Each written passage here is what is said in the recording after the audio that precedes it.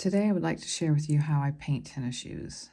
I start with a white canvas tennis shoe. This is a size 2 kids, and I bought this at Walmart. I have seen them for sale at Target recently. They are more expensive than they were a few years ago, but I really enjoy this hobby. I find it very calming to paint onto the canvas. And here are some of my supplies. I chose a blue acrylic paint today, and then with that I mix the textile medium. That just helps it go on smoothly and it prevents cracking. I also have some wipes. You can have a paper towel nearby, or even baby wipes will work. I have these little cups. They're really little salad cups I bought in bulk from Amazon probably. And then something to stir with, like a plastic spoon, a plastic knife, popsicle sticks, whatever you have on hand. I have a pad to paint on.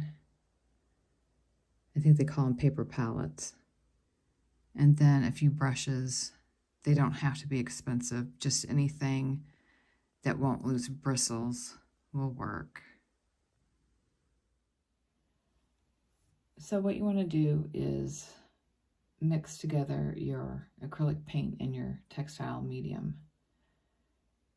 It takes about twice as much as the paint to the textile medium. So I just eyeball it. It doesn't have to be exact science. So I squirt some of the paint in.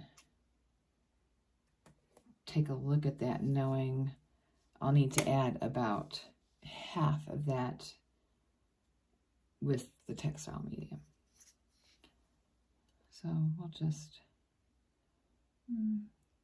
add about that much.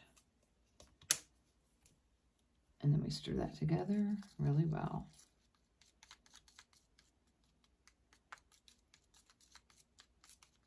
It just takes a little bit to stir it, get it mixed well.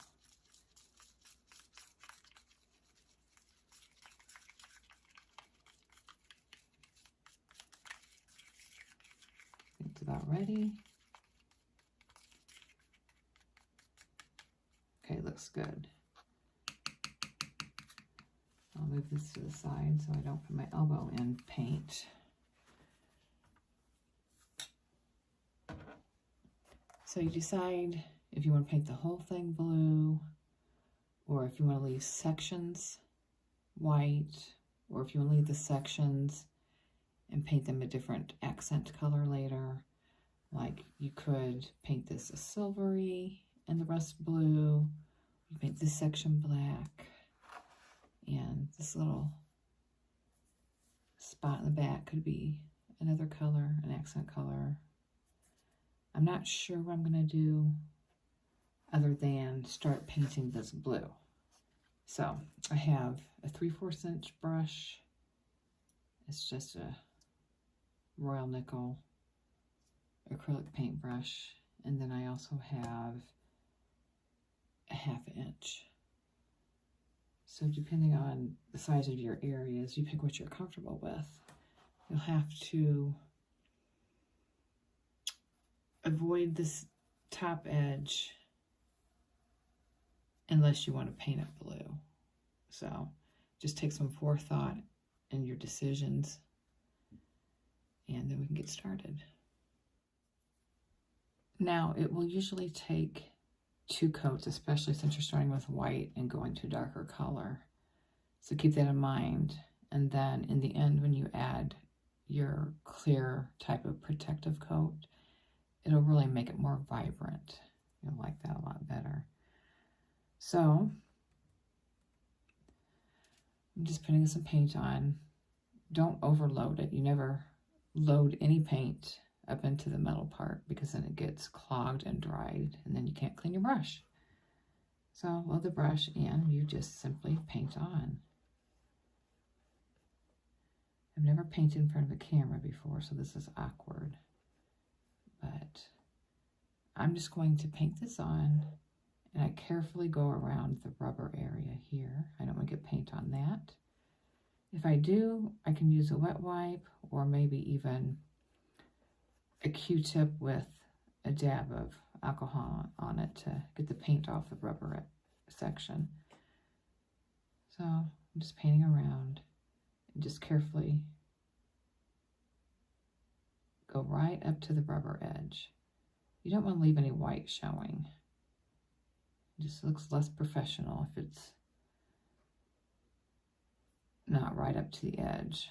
So this does take time. It's very peaceful.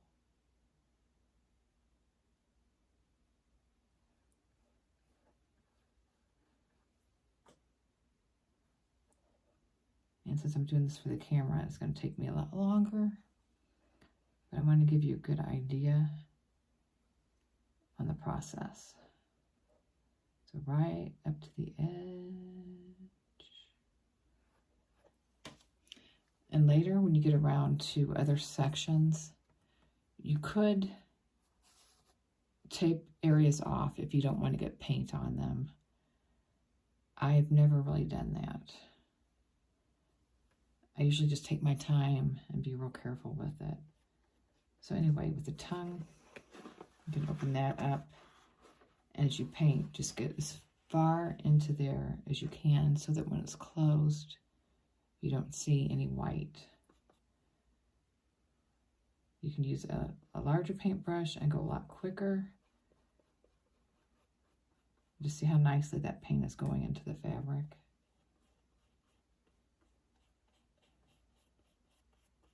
This color is one of the colors of the school teams in the area. So I thought I would use this and jazz them up.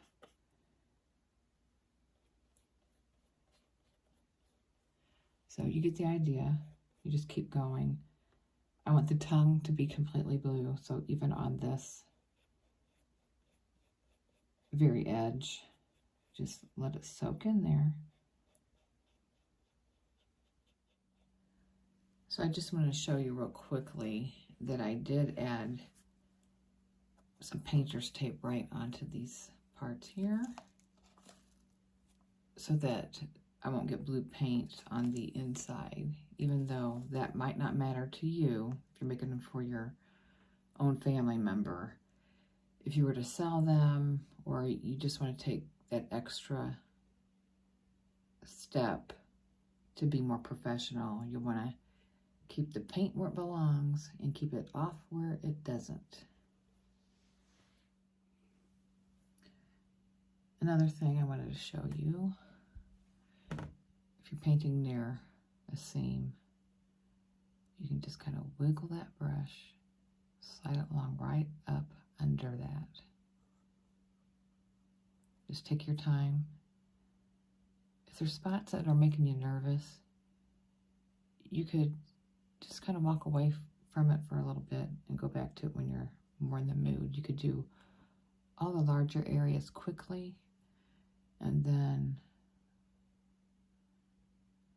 when you're feeling more in the mood, just come along and just go very gently under the seams. I'm going to probably leave that white or paint it an accent color. So here's the progress. I painted all the sections that I wanted to be blue, and I'm gonna let that dry overnight before adding another coat. Also make sure to wash out your brushes. I use a little bit of Dawn dish soap and kind of smear it into the bristles really well and rinse it with water. And that's about it. Now I just finished the second coat of the blue and it's looking pretty good. It covered very nicely. It has to dry a bit more, but I'm going to go ahead and start applying some gray in this area.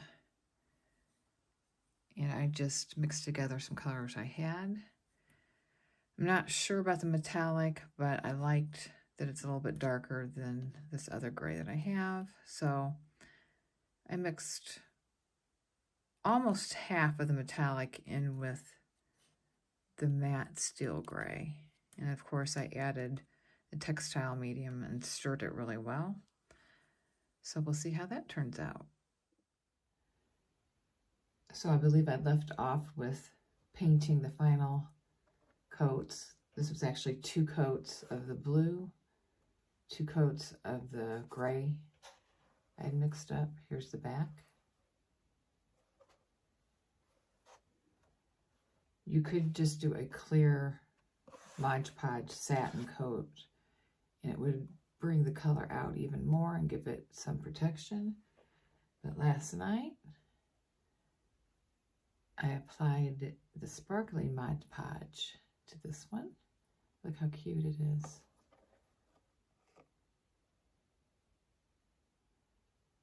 I love these.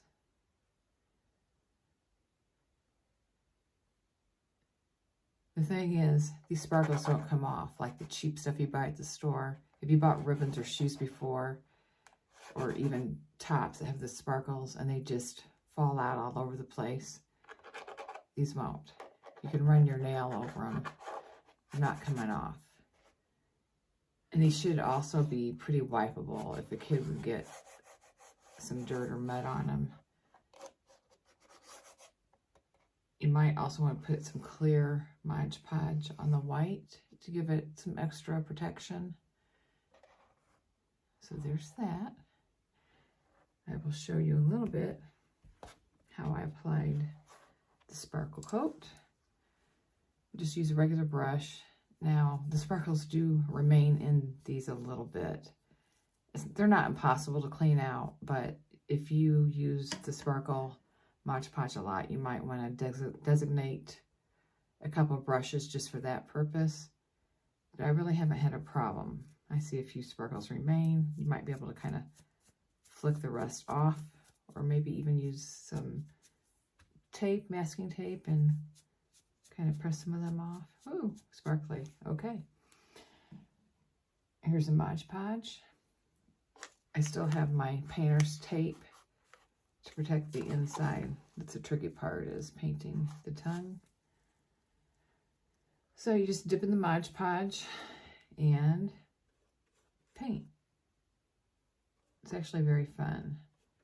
You just are pressing it on. If you get some on the rubber, you can always use a wipe to get that off.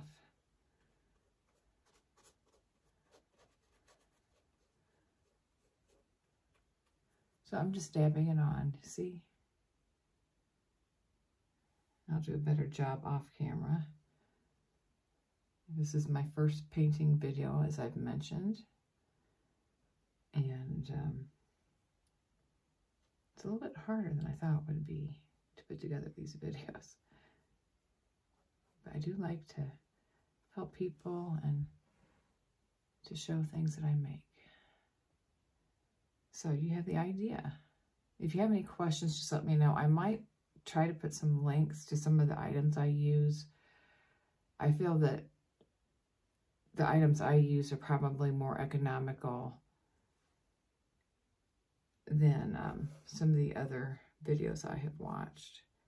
But anyway, this can, if you're rubbing on the blue a lot, you might want to just do the blue first, rinse out your brush, and do the gray, or vice versa, because some of the paint will transfer a little bit. You'll get a little bit of blue on this brush, not a lot, but you could just kind of smear it or run it together and get a little blue on the gray if you're not careful. So I would just stick to a color section at a time, cleaning out your brush just to be on the safe side. Of course, if you do smear a little blue onto the gray, you can dab a little gray paint over it and fix that spot. Let it dry, then apply the sparkle coat. So this is very easy.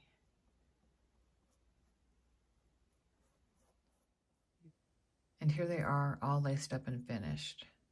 As I mentioned before, these are the colors used by a school in my town. I hope you found this video helpful, and if you have any questions, just post them. Thanks.